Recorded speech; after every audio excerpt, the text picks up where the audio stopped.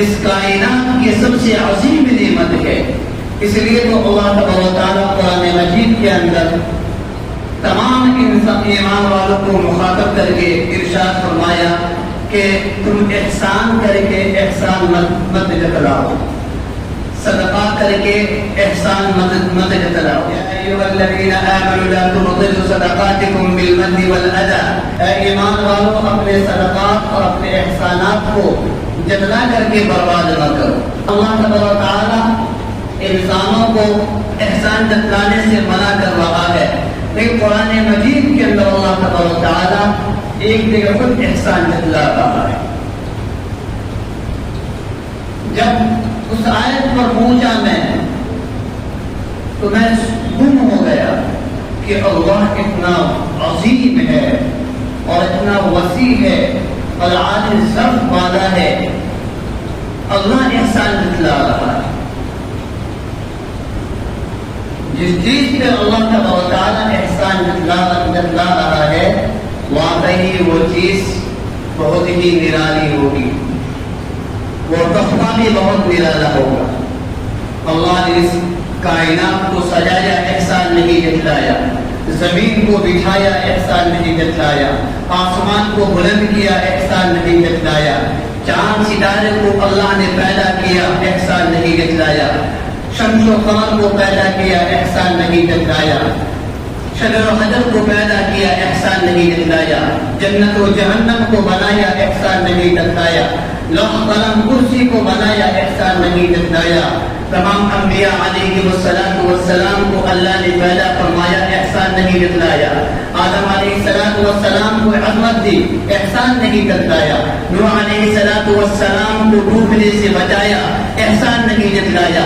ابراہیم علیہ السلام کو آگ سے بچایا، احسان نہیں جتلایا. اسماعیل علیہ السلام کو چھری سے بچایا، احسان نہیں جتلایا. موسیٰ علیہ السلام کو دریا سے بچایا، احسان نہیں جتلایا. یوسف علیہ السلام کو کنویں سے نکالا، احسان نہیں جتلایا. عیسیٰ علیہ السلام کو جیل سے اٹھایا، احسان نہیں جتلایا. تمام انبیاء علیہ السلام کو فضیلت دی، احسان نہیں جتلایا. موسیٰ علیہ السلام کو تورات دی، احسان نہیں جتلایا. عیسیٰ علیہ السلام کو انجیل دی، احسان نہیں جتلایا. داؤد علیہ السلام کو زبور دی، احسان نہیں جتلایا. صحیفے آئے، کتب آئے، ابدال آئے، پیغمبر آئے. بنی اسرائیل کے انبیاء کو اللہ تبارک و تعالیٰ نے فضیلت دی، حکومت دی، اللہ نے احسان نہیں جتلایا. انسانوں کو بنایا، احسان نہیں جتلایا. آنکھوں میں بصارت دی، زبان میں گویائی دی، کانوں میں سماعت دی. اللہ تبارک و تعالیٰ کہیں پر بھی احسان نہیں جتلایا. لیکن جب محمد عربی صلی اللہ علیہ وسلم کی بعثت کی باری آئی، جب نبی علیہ السلام کی تخلیق کی باری آئی، تو اللہ تبارک و تعالی ارشاد فرماتا ہے لقد من اللہ علی المؤمنین اذ بعث فیہم رسولا. اے حضرت انسان، میرے پاس سب سے قیمتی چیز تھی اور سب سے عظیم چیز تھی اور سب سے بڑی نعمت تھی، وہ محمد رسول اللہ صلی اللہ علیہ وسلم ہے. آج میں اس کو تمہارے درمیان بھیج رہا ہوں. کائنات کے عظیم سے عظیم شے اللہ نے بنایا. جبرائیل و میکائیل کو اللہ نے بنایا. لوح قلم کرسی کو اللہ نے بنایا. جنت کے سارے انعامات اور جنت کی تمام نعمتوں کو اللہ نے پیدا فرمایا. اللہ کہیں بھی احسان نہیں جتلایا.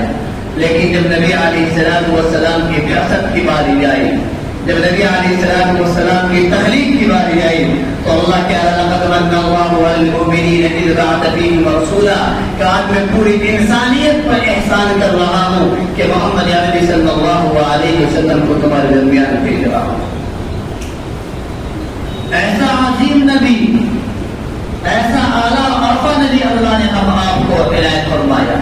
موسیٰ علیہ السلام نے کہا یا اللہ میری نبوت دے دی تھی اور محمد عربی صلی اللہ علیہ وسلم کو امتی بنا دیجیے. عیسیٰ علیہ السلام نے کہا یا اللہ مجھ سے نبوت کا عہدہ لے لے اور نبی علیہ السلام کو امتی بنا دی. اللہ نے کہا نہیں.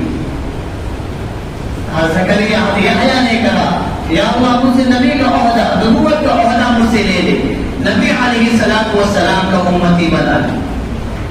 ہم لوگ اتنا خوش نصیب ہے، بنا مانگے اللہ تبارک و تعالیٰ نے نبی علیہ السلام کا امتی بنا دیا۔